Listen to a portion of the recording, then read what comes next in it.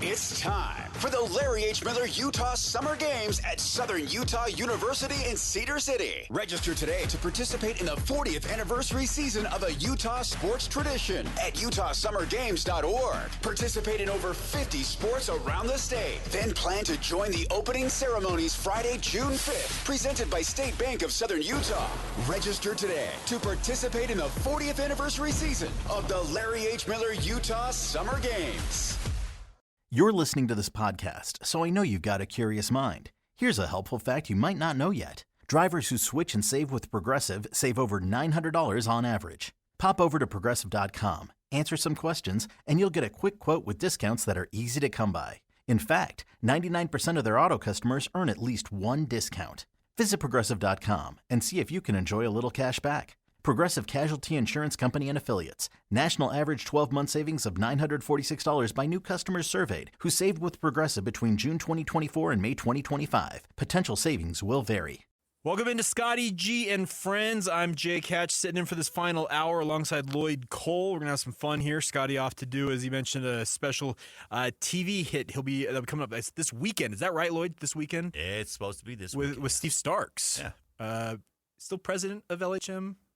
Yeah, right. Yeah. So Steve, obviously a former boss of ours, great dude, and obviously I'll be coming up KSL TV later this weekend. But thank you to all of you for tuning in. Coming up in a few moments, we're going to catch up with Andy Bailey from Bleacher Report. He's a longtime friend of the station, been on this show. He's been on every show, it feels like, on this station. He covers the NBA about as well as anybody. We'll talk with him. We got to get a little bit into what's going on tonight. The Memphis Grizzlies, the Utah Jazz. If there is a game that epitomizes tanking in the NBA this season, this one might very well take the cake. And let's be very real. Utah Jazz have already been fined once, obviously, for under anti-tanking measures. Or I guess it was conduct detrimental to the NBA. And this one tonight, though, if you've not been paying attention, Memphis, much like the Utah Jazz, have been sinking towards the bottom of the standings, and the way that these two lineups are going to play out, yeah, we need to get some insight from Andy just on the national level with the NBA, because there are 15, count them, 15 different players, from the Memphis Grizzlies on their injury report. 12 of them alone already declared out. Okay, so 15 total players from the Grizzlies out, and we're going to bring him in right now. Andy Bailey obviously covers the NBA for Bleacher Report, a longtime friend of this station. And Andy, I was just talking about the fact that we've got ESPN, Brian Windhorst was talking about this Memphis and Jazz game tonight. There are 15 Grizzlies on their injury report. 12 of them already declared out, 1 declared doubtful, 2 questionable. Meanwhile, the Utah Jazz have got at least 8 players out. Who exactly is playing tonight from your vantage point? Are you playing, Andy? I haven't gotten a call yet, but man, I'd jet over there as quick as I possibly could. The fans would be in for a treat that they had no idea was headed their way. I don't understand. The Grizzlies did this. I think it was the Grizzlies did this with the Nuggets too. They had 11 guys out. Yeah. And I started thinking, how many players, maybe I'm just like out of date on how many players are supposed to be under contract for teams at this point, because it's reached a point where it's like, how do you even get 5 guys on the floor? And I was also wondering, our teams, not to like cast some great doubt over the injuries of these guys, but I wondered, are some coaches and organizations trying to make a point to the NBA and jump on Steve Kerr's bandwagon about shortening the schedule? This last few weeks has just been crazy with injury reports. Well, and so Brian Windhorst, he dubbed it the, quote, tanking Super Bowl, unquote, today on Get Up on ESPN. And he's not wrong about this, because to your point, I think you're right in that assessment that some of these coaches very well might be trying to send a statement to the NBA. And I know that the Utah Jazz, they have their druthers. They were fined the $500,000 around the All-Star break for conduct detrimental to the league. That was the way that the NBA fined them. I know that the Indiana Pacers also took a hit then with $100,000. Give me a sense, Andy, from your vantage point, because you cover the NBA at a national level, what's going on here? I think we all understand that this last 2 months of this season, if not longer than that, we've got double-digit teams who have been actively trying to get near the top of the lottery odds, and Utah Jazz right there among them. But give me a sense of how you feel about how the season has played out and if it's a kind of a blight on the NBA maybe. So when the fine was first levied on the Jazz, I actually thought the league was going way overboard, way over the top. And my general reaction to the whole thing was, this is sort of an anomalous year. Everybody knew coming in that it was going to be a very much hyped draft class. There were going to be multiple teams that wanted in on this. And that just sort of happens every 10 to 15, maybe 15 to 20 years in the NBA. There's a class with superstar or multiple superstars, and people want to get in on that. The tanking's a little bit worse that year. And generally speaking, it's been fine, especially before Adam Silver flattened the odds, however many years ago that was. I don't remember as much fussing about tanking under the old lottery odds, but that's maybe a discussion for a different question. More recently, I'm starting to sway towards, okay, this might be more of a problem than I realized. I still don't think it's worth all the fuss that it has received over the last several weeks and months, because I do think it just sort of ebbs and flows based on who's coming into the league, how much excitement there is for the draft class. But there's no question that some of the individual stuff that we've seen over the last few weeks, it just doesn't look good. They had to investigate that intentional foul that the Kings had the other night to make sure that wasn't aimed at intentionally losing. Stuff like what the Grizzlies have done the last couple of games. And again, maybe there really are 12 guys who are physically incapable of playing right now. I don't know if that's for certain or not, but there are a bunch of things here in the last few weeks that's like, okay, now maybe we're starting to venture into this is a little too ridiculous even for me realm. Andy Bailey joining us from Bleacher Report, and I did want to ask you about that. Doug Christie, obviously, the NBA investigated it, and on the one side, it did look in some ways like there was some tanking going on because they were intentionally fouling Seth Curry and giving him free throws and trying to lose that game, the way it appeared in game. And then the Sacramento Kings, realizing that the way it kind of looked, it felt like to me they called Doug Christie's coaching acumen into question, like essentially saying, "Oh, he's inept as a head coach because he made a mistake." Where do you come down on all this? Well, that's probably the only defense they really had. Yeah, sure, true. I mean, it was either that or they were trying to lose. Yeah. And in real time, it did look like that, and it was one of the more striking examples of this phenomenon that we've seen. But he wouldn't. I think the final explanation was he just didn't realize they were in the bonus, thought they had another foul to give, and he wouldn't be the first guy in coaching history to forget that. So I tend to believe that that's probably what happened. But we've got an entire season's worth of evidence to, base our thoughts on Doug Christie's coaching acumen on, and it has not been good. Yeah. So it doesn't surprise me that it was just a mistake, or it's likely just a mistake. But given the posture of all these teams over the last few weeks, you can kind of understand why people reacted the way they did. Yeah, no doubt about that. Okay, we had David Locke on with our morning show. I know that I produced that show with DJ and PK, and David joined us this morning, and we got onto the topic of the anti-tanking reform. As many as maybe 22 teams being in the mix potentially for the lottery if certain proposals are adopted that Adam Silver has thrown out there. And David's point was, and I want to get your thought on this, was that he believes that no matter what you do with tanking reform, whatever form it takes, teams will find ways to manipulate the system. And if you include more teams, in many respects, you're actually going to hurt the league more, and you're going to hurt more teams in the process. Your thought? I think he is completely correct on this, and I, for the life of me, cannot figure out what the league is thinking on some of these ideas, particularly the one that I think you just referenced, and I think reports are that that's the one gaining momentum in these meetings with, I guess they're with ownership. Yeah. That now suddenly play-in teams are going to be included in the lottery. Like I said earlier, the previous lottery odds, I think, objectively worked better than the current system. And I remember at the time they flattened the lottery odds. I thought, oh, that's interesting. That could help. But I think most of the evidence would suggest that has simply introduced more tanking, and it's incentivized more teams to tank.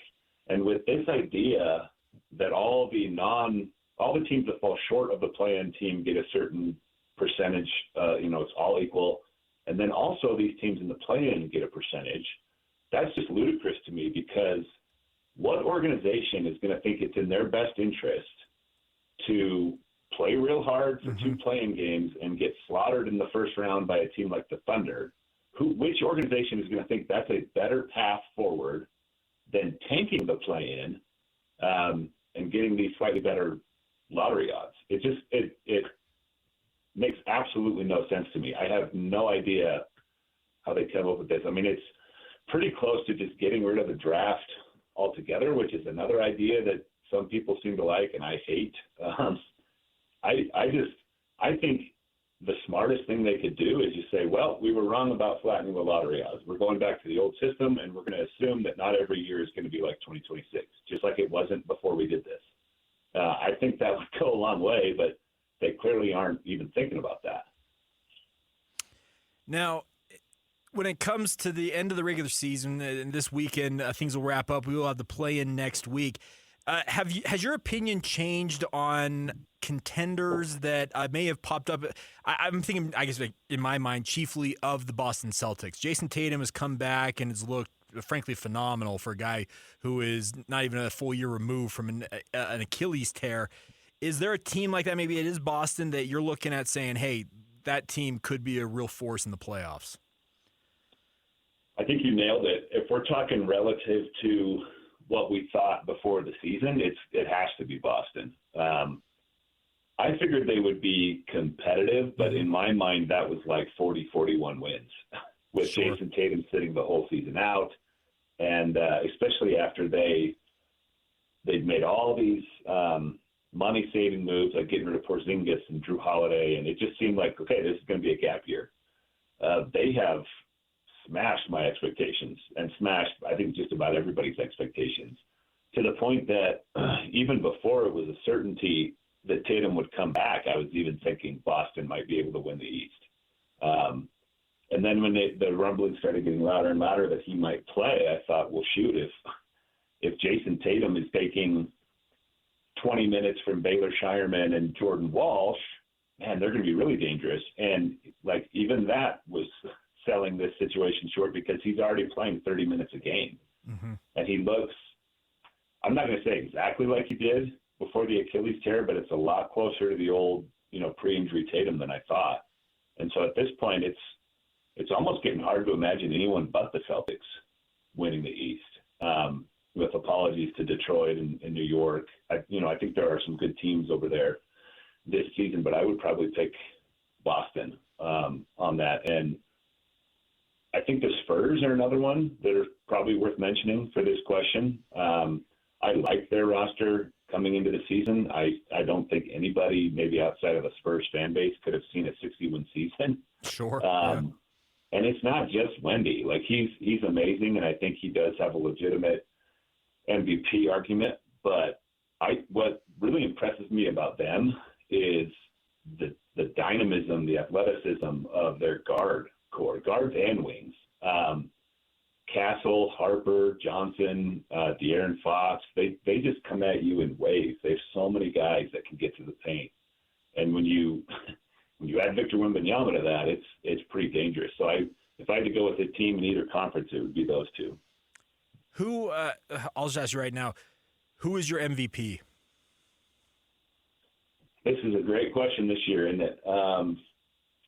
I kind of, on my own, just to check myself, every quarter of the season have been updating my awards picks. And first quarter, second quarter, and third quarter, I went with SGA every time. And I'm diving deeper into it now than I did at any of those previous checkpoints. And I think I would probably still go with Jokic. And I think what is sort of coming to mind as I look into this now is there's just nobody else in the league who does all of what he does. I think there are players who can kind of approximate things that the other guys do. Like SGA is a phenomenal scorer. I think there are other phenomenal scorers who are at least in his orbit as a scorer. Similar argument with Luka. There are rim protectors. Wemby's the best rim protector at this point, but a guy like Rudy Gobert can kind of, he can shut off the paint at least. There's nobody who can do what Jokic does or who has done. I think we're underselling, frankly, how crazy it is that one player is leading the league in both rebounds and assists per game. That's not something that would have even entered our consciousness 10 years ago. Sure. Like, nobody would have imagined that was a possibility. And he's doing that while also averaging almost 30 points and scoring more efficiently than SGA. Like, it's a combination I don't think anybody else can get to. Now, having said that, I do think there are better arguments for non-Jokic candidates than there's been in the last half decade. I think you can make a very reasonable argument for SGA or even Wemby. But Jokic, I think, is probably going to finish outside the top two. And in hindsight, 2 or 3 years from now or 5 years, whatever, I think that might look crazy. So we're going to have Jokic fatigue. We've had LeBron James fatigue. We've had MJ fatigue. So Jokic fatigue. I like this, Andy. Yeah, it's arrived. Andy Bailey joining us from Bleacher Report. Other thing I wanted to ask you about, Andy, is Joel Embiid undergoing surgery for appendicitis. 3rd straight year he's going to play under 40 games. Is his era of being one of the dominant big men in the NBA over in your mind? I would say most likely yes. There's certainly not a long track record of guys who've dealt with chronic injuries like he has and then suddenly get right in their mid to late 30s. Mm-hmm. This is his age 31 season. One of the only guys I can really think of who kind of made it work after years and years and years of bad injury luck was Grant Hill, but he obviously didn't come back and play as like a superstar after all the injuries. He kind of had to adjust his game and be more of a role player once he finally figured out the health stuff or his body finally started cooperating with him. And I think that may be similar for Embiid. Now, this particular thing is weird, obviously. You don't hear about appendicitis for NBA players a lot, but he's got stuff that I think is going to be nagging for the rest of his career. A player his size who has a long history of issues with his knees, like those aren't likely to magically get better in his 30s. So the era of him being a dominant force, he may be able to do it from time to time. And if you just look at his numbers right now, 38 games, 31 minutes a game, good numbers, but he may have to be that spread out into the future to continue to maintain production like that. And he's rapidly becoming one of those big-time what-if type players. I mean, there's Brandon Roy, Penny Hardaway, I mentioned Grant Hill. Joel Embiid is definitely in that conversation now. He did win an MVP, so he maybe got a little bit further than some of the other what-ifs, but I think he's in the conversation for sure. All right, so here's an interesting question for you. You talk about those what ifs, and they're all those players you talk about. If you were to create like what you envision, what a Joel Embiid could have been, what a Grant Hill could have been, maybe what Derrick Rose could have been, are we talking about a team that could have? You put a group of 5 of those together. How many championships could one of those what if teams win in your mind? With all the what ifs on the same team? Yeah, if you were to bring like the Derrick Roses, the Joel, like the guys you think of, had they accomplished what I think what Grant Hill could have been, it was foot injuries and a knee injury that ultimately cost him a lot. Like, how good? I think you're talking several. It feels like it. Yeah, that's a loaded team. I mean, you can go across NBA history, and there are so many guys that were on track to be. It's not all-time greats, like some of the very best players for their era. Sure. I just named a bunch of them. I think Bill Walton is one that you have to mention. Yes. Bill Walton's a guy who may have been the best player in the league. He won an MVP, and he won a Finals MVP, and he was kind of Jokic before Jokic in some ways. I don't know if we can count Kawhi Leonard in this, but he's certainly had his fair share of injuries, and if he hadn't, maybe he's a top 10 to 15 all-time player. I mentioned Penny Hardaway. There's Grant Hill, Derrick Rose. Like you have several guys who, with perfect health, would be much higher up the all-time ladder than they are. It's if you came up with a 12, 15-man roster of those guys, it would look pretty darn impressive. All right, I want to wrap up where we kind of started here, Andy, and that's back in the lottery. Obviously, there's a lot of talk here locally with A.J. DeBonsa and what he accomplished at BYU.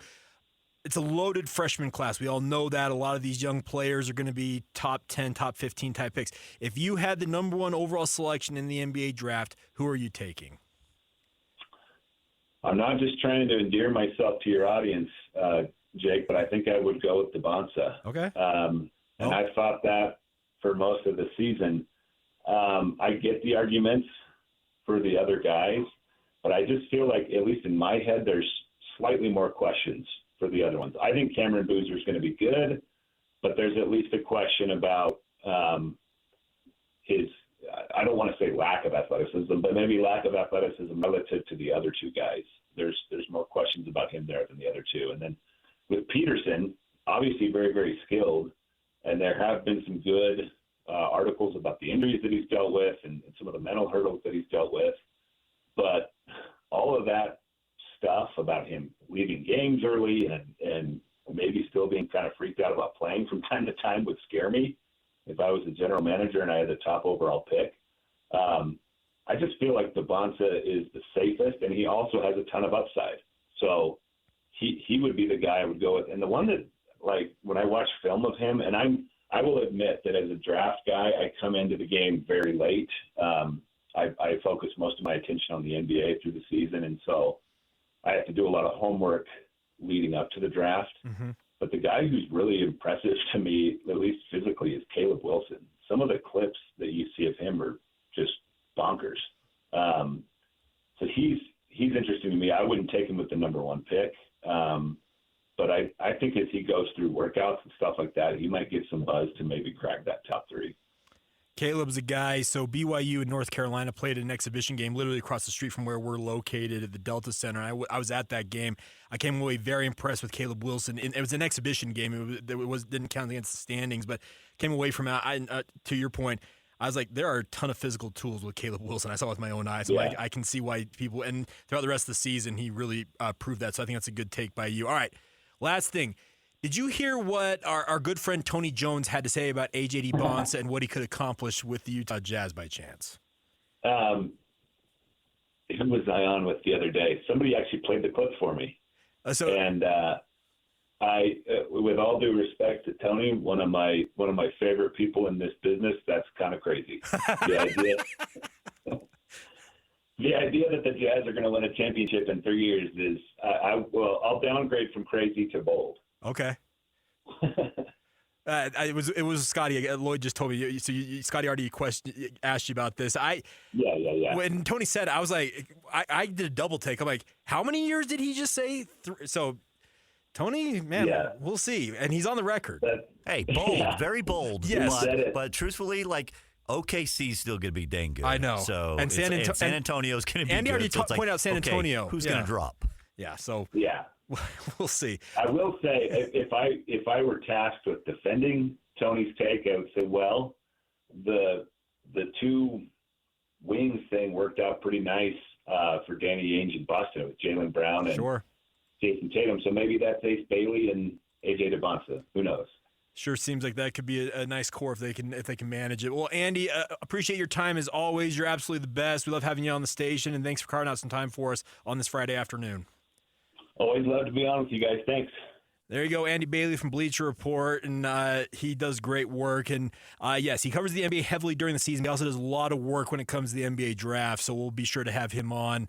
Because, A.J. DeBonsa is going to be a big topic in the couple of months ahead of the NBA draft here, because the Utah Jazz season wraps up on Sunday, and I don't know about you, Lloyd, but it feels like we're diving headlong into draft prep after that. Yes, we are. And I'm not going to lie, you know what? I'm ready for the season to be over, as I'm sure everybody else is. Yeah. Like, we're past the tanking. We're past the... getting past this point of it's time to have something to talk about. It's time to talk about actually, the Jazz trying to win. Yeah. They're there. And the thing is, they're there. They've made the moves. Mm-hmm. Like, they're there. They're in a place where next year they can win. And we've talked about it. And that is, by the way, has given fans excitement. Like, Sure. now they see some light at the end of the tunnel. Yep. We've talked about that light at the end of the tunnel. And, like, it's finally here. Yeah. And we got to get through the season. Yes. Got to get to the draft. 2 more games. See who they get. 2 more games. Get to the draft. And see who they get up or who they get, and then free agency. Who do you get? What other moves can be made? Yeah, like I'm not putting anything past the Angels. They got something cooking. I'm sure they do. This is Danny and Austin Ainge. There's a reason why his nickname is Trader Danny. Yes, and it's not trader like to turn your back on somebody. It's like to trade, and he's done it time and time again. We'll see. You're right. The light is the end of the tunnel. It's about 6 months off. And the thing is, Jazz fans, I think that's what actually has gotten them to the end of this season. Like, I think there's actually, you've seen excitement with Keontae George, and you've seen excitement with Ace Bailey, and you trade for Jaren Jackson. You traded for Jaren Jackson. You've seen these development, these players that they've drafted and have developed and are ready now. They are there. They just need pieces in place like Jaren Jackson. Yeah. Obviously you have Larry Markkinen, who does what he does. Like, this team is ready. And I know I've heard some people say, "Oh, they're a playoff team, but it's probably like a play." No, they're better than a play-in team.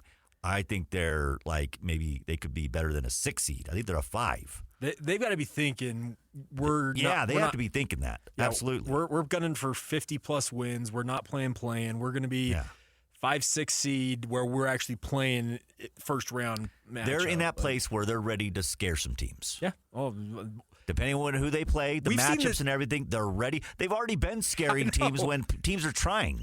They're giving the Denver Nuggets games. They're giving all ask the Denver about OKC Keontae games. George. Yeah.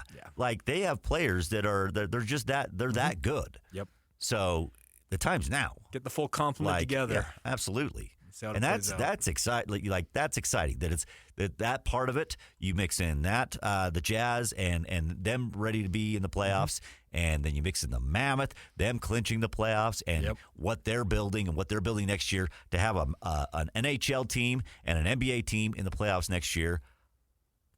That's what I'm about. And by the way, it's here. So obviously the Delta Center underwent the lower bowl renovation last year. The upper bowl's coming this summer, Lloyd. The new look Delta Center will be on full display with both playoffs next year if that's how it plays out. We already know what football season's like. Yeah. Football season's exciting. We had a dang good Utah team, had a dang good BYU team last year. Utah State, they battled, and their Broncos putting things in places. Like, football season is going to be good, and it's going to catapult into a great NBA season and NHL season. Like, no doubt. That's going to be an exciting time. The light is there. We'll see how it all goes. All right, we'll come back on the other side. I do want to talk a little bit more about the Mammoth, them clinching their first ever playoff berth in their second year as a franchise here in Utah. We'll get to that next right here on Scotty G and Friends on 97.5, the KSL Sports Zone. I'm here on the job site with Dale, who's a framing contractor. Hey, good morning. Dale traded up to Geico Commercial Auto Insurance for all his business vehicles. We're here where he needs us most. Yep, they sure are. We make it easy for him to save on all his insurance needs, all in one place, with coverage that fits his business and bottom line. Oh, I shouldn't have looked down. It's all right. We're so far up here. Look at me. Take a deep breath. No, I'm good.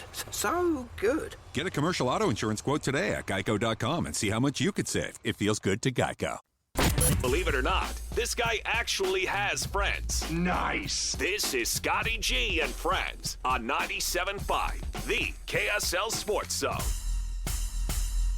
Welcome back to Scotty G and Friends here on 97.5, the KSL Sports Zone. I'm Jake Hatch, sitting in alongside Lloyd Cole. Scotty off doing a fun conversation. I'm looking forward to, by the way, hearing this, Lloyd, because I think we're all kind of excited for what the future of sports in this market entails, and this conversation promises to have some updates on that. Yes. So. There's a lot going on in this market, so excited what more is going to be, what more is in the future for Utah. No doubt about that. But the future is now when it comes to the Utah Mammoth, as they will be in the Stanley Cup playoffs for the first time in franchise history. And if you're an Arizona Coyotes fan, understand that when we say first time, it's not denigrating it, but there was a separation of these two franchises. When they moved here to Utah, it's their first time. You want to cry? their first time. It's the same thing that they did with the Seattle Supersonics. When Seattle became the Oklahoma City Thunder, all of the records, all the colors, everything that Seattle did in their franchise history still resides in the Pacific Northwest. Same thing here. They came north. It's a brand new franchise, first ever playoff appearance. Brand new team. Yeah. New branding. Yes, there are obviously players that were playing in Arizona, but it is a brand new team. It's a brand new era. And I heard Scotty mention this earlier, Lloyd, about the point that Bill Armstrong made last year. He's like, yeah, we're going to be okay. Like, we're just kind of navigating the ups and downs of last season and not trying to like put a target or a expectation on this franchise last year. But remember, training camp this year, though, it was like, here's the goal, everybody. Yeah, he playoffs. timed this out. Well, and everybody thought, like, well, this is a really pretty good team. Are you sure not playoffs next year or your first year? It's like, no, we're not quite there. No, we're not quite there. Yeah, almost. And they got close. We're getting close. Yeah, and it was. Had a couple games gone their way, they would have been in. Yeah, but it's like, okay, now we're there. We're like, it's playoffs. That's what it's about right now. And if we don't make the playoffs, a little bit of a disappointment this year. And they have done just that. They still have games to go here, but they have officially clinched at least a wild card slot. Now, who they will play, that remains up in the air because the Pacific Division refuses to be, normal. It's probably the best way to say it. Edmonton, Las Vegas, or I should say Vegas. They go by the Vegas Golden Knights. They don't like the loss in front of it. I don't know why, and then if they don't like it, then that's what I'm going to call them, okay. Las Vegas. And then also the Anaheim Ducks were in the mix, but they seem to be fading here down the stretch. Had lost 6 straight, and then fortunately got that one last night. Helped the Mammoth clinch. Yes, sir. Yeah. By the way, did you see that? What's his name? Carlson, John Carlson, 17th year in the National Hockey League. Gets his first career hat trick to help the Utah Mammoth clinch. Well, thank you, John Carlson. I know. Well done, needed sir. every bit of that. They smoked the San Jose. Sharks. They smoked the Sharks.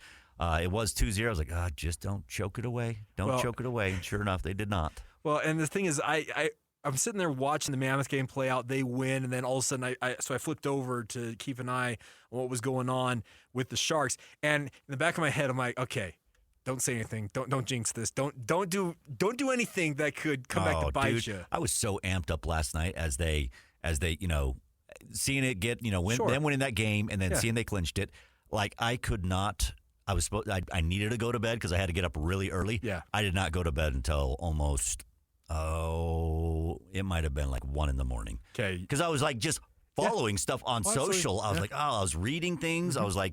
I'm like, this is really cool seeing what the Mammoth have done. Like they've clinched it.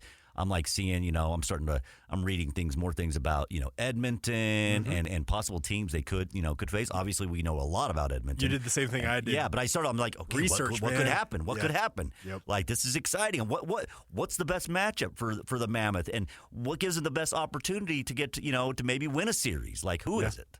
Well, personal opinion on the matter. I don't want Edmonton. Yeah, I don't think so. Like I think it really did. Me and Scotty were talking about it. I think that win against Edmonton, like getting that win, that first win against, like there's a confidence. It leveled them up a little bit. They unlocked something new, a new level of confidence. Sure. But still, like I just don't think you want. And I know people always say, "Oh, I want to beat you want to beat the best," and it's like, no, you know what? To be honest with you. However I get a Stanley Cup, however I get a Super Bowl, I want my Raiders to curb stomp every single team they face. I don't want a close game. Yeah. I don't want it to be a 10-7 barn burner. No. Sure. Or some 45-37 or whatever. I don't know. Mm-hmm. I want them to annihilate the team. I want them to embarrass them.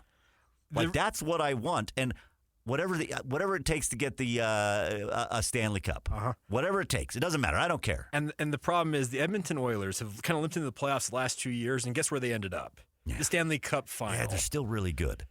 And they're going to get Draisaitl back. That's the problem. They're still really They have the best player in the world in Connor McDavid, and Leon Draisaitl's probably top 10, 15 in the world in his own right. Yeah.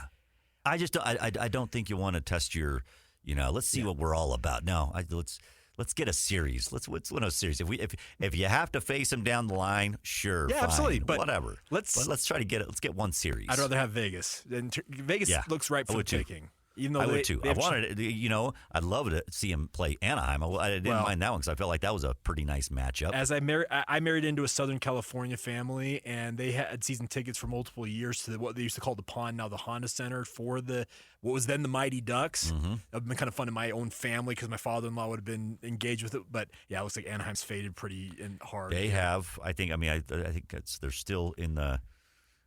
It's still in the realm of possibility. But I don't see Edmonton fading. No. I don't think so. They're still pretty good. All right, I want to get some of the audio here. Andre Tierney took some time post-game last night, as he always does, to talk about the win. By the way, he will be joining JJ and Alex at 4 o'clock today as well. Yeah, so 4 o'clock, stay tuned for that. Set your alarms. Obviously, always a great chat to catch up with the Bear. But he talked last night. Now, they didn't know they'd clinched at this point because it was before the other game went final, but had a lot of good thoughts on the win last night and kind of what the team vibe right now is as they barrel towards the playoffs. That's a good win. That's a big win. Like our first period was a little bit low even, but played well against their forecheck, made good play. Obviously in the second period we didn't move our feet as much, so we allowed them to forecheck a little bit better, and there's a few things we were a little bit too careful, a little bit too safe, and a little bit too passive. We got back in the third with way more aggressive, moving our feet, better breakouts, and building more speed and scoring big goal at key moments. So very happy about, very proud of the boys, the way they react in the third and the way they tune in. And like I said to them after the game, you won't always play a perfect 16. It's just not realistic. But it's important we build off the fact we're capable of bouncing back and having a really good third period and getting back and playing the right way and winning brand of hockey. So I think they showed, again, mental toughness. They showed resilience. Proud of them. What stands out about Clayton Keller's playmaking abilities and his vision to see his teammates and set them up with those perfect passes? Well, I won't really answer your question. I will say this about Keller. He's really tuned in. He's playing rock solid. He's playing, making the right decision with the puck. For me, his ability always been there, and he can make those plays. But the way he led in the third and moving his feet on the breakout, having great track, putting pucks behind D, getting in the forecheck, that's what you want from your leader. I just praise the team for how we played in the third. It started with our leaders and rock solid. They were dialed in on the details of this game, it seemed. In terms of the details, what were the highlights about what made you happy about watching them play that game? I think the first thing for me, it's how we play against our forecheck. I don't want to just repeat, but we didn't do it very good in the second, but the rest in the first and the third, we did it really good. And that's a good team in the forecheck, and we break out pretty clean. We did not let them get us under attack and under siege, which they're doing on regular base as a team. That's their strength. So really happy about how we move our feet on the breakout and how we execute. I feel like we talked about speed a lot last year because it was, new team, new talent. Speed this year hasn't necessarily been the forefront of the conversation, but it seemed to be the catalyst of this game. No, where does that separate this group from other teams in the league? That's our number one strength, no doubt about it. But speed is not just the way you skate. I repeat that a lot. It helps for sure, but if you don't think fast, you don't play fast. You need to think fast, and the faster you are a skater, it helps. But there's plenty of guys who are no good skater in the league who play extremely fast because they can think ahead all the time. So I think our team, when we are connected, we had our IQ, our speed, and our style of play were really fast, and that is where we can be a challenge for a certain team because we're different. We have a different speed limit. We're fast, so we have to take advantage of that. There you go. That's the Bear, Andre Tierney. And I like that point, the final point you made there, Lloyd. He talks about, we've got guys that are fast on the ice. Like, Logan Cooley's one of the fastest guys in all of the NHL. But as he mentions, you've always got to be thinking ahead. It's kind of like playing chess. And if you've played chess, you know you have to think 2 and 3 moves ahead if you really want to be any good. You can't just be reactive. You got to be proactive. And same thing with this team. And the nice part is guys like Clayton Keller, I already mentioned, the makeup of this team is you can tell right now they are thinking ahead, even though they're at the same time flying down the ice at incredible speed. I made this comparison a while. Speaking of the Mighty Ducks, yeah. Do you remember the when they had the Team USA Mighty Ducks tour or whatever? Oh, yeah, Team USA, the Bash Brothers. Yes. What, was it the Bash Brothers? Whatever they were called. Yeah, the Bash Brothers. Yeah. And you had that one Tex. Oh, yes. The one that was really tricky. Yeah. There are times where I see Logan Cooley, like especially when he came back from injury, and even Andre talked about it. He's like, he's trying to do a little bit too much, like being a little fancy. Like there was one game where it was his first game back, I think, maybe it was his second, and he's stopping, going back, flipping it behind him, going back again, stopping. I was like, this reminds me of Tex. Yeah. Like Dwayne Robertson was his name. Dwayne Robertson. Yeah, I'm like, he might be doing a little bit too much. And wearing the but you see him cowboy going hat. fast, and there's times where he's going so fast, it's like, man, I don't know if he's going to be able to stop. Kind of like the other guy. He hurt his knee because he was going so fast. He's going so fast. His knee got wrapped around I was like, that was a horrific. Sometimes he gets so far ahead of himself. It's like, whoa, slow it down just a little bit. But you know what? That guy, that guy flies, and he knows what he's doing. But man, he is. It's like I compared like some of the speeds. Like he's not far off from McDavid. Like you see McDavid and what his top speeds are like really close. Yeah, like that's how fast he is. He's up there. You see McDavid, and you're like, wow, he's gone. Yeah. You're not catching him. No, that's a 1-on-1. It should be a 1-on-2. Yeah, but no, he's already gone past you. McDavid and Logan Cooley is a lot like that. McDavid's a unique talent in that he's so big. Yeah, he's also that fast. Logan Cooley doesn't have that size, but he's got that speed. No, but he has that speed. But I'm not saying that Cooley's that small. I'm just saying there's a reason why Connor McDavid is one of one. But you're right. The nice part is now I feel like I need to get Logan Cooley in a cowboy hat and him saying, yeehaw, like something like I know, right? It reminded me of it when he was there just doing his little, puck through the legs. And I'm like, he's from Pittsburgh, Pennsylvania, so I don't think a cowboy hat would be out of place for him. No, it wouldn't be out of place. We have to see if we can get a little Halloween thing. Come on, Cole Bagley to help us out. Come on, here. let's do this. Logan, have you ever seen Mighty Ducks D2? Let's get that. I don't even know if that comparison works, but it felt like it. There's times where I see him like, okay, Logan, you're doing a little too much. I hadn't thought of Tex in many, many years, but I think you nailed it there, Lloyd. That's good. I like that. And trust me, I was a big Mighty Ducks fan as a kid. I love that series. All right.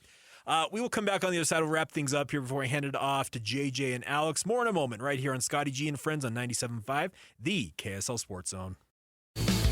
You're locked on to Scotty G and Friends on 97.5, the KSL Sports Zone. Welcome back to Scotty G and Friends here on 97.5, the KSL Sports Zone. I'm Jake Hatch sitting in here for Scotty. All right, Lloyd Cole, obviously resident Raiders fan here on the station. And what is your reaction to Fernando Mendoza bypassing on the NFL draft where he is expected to be the number 1 overall selection by your Las Vegas Raiders? I'm fine with it. There's nothing wrong with it. I know. Like, you know what? He wants to spend it with his family, and that's fine. He doesn't need the glitz and glam of being there and, being the story at the NFL draft.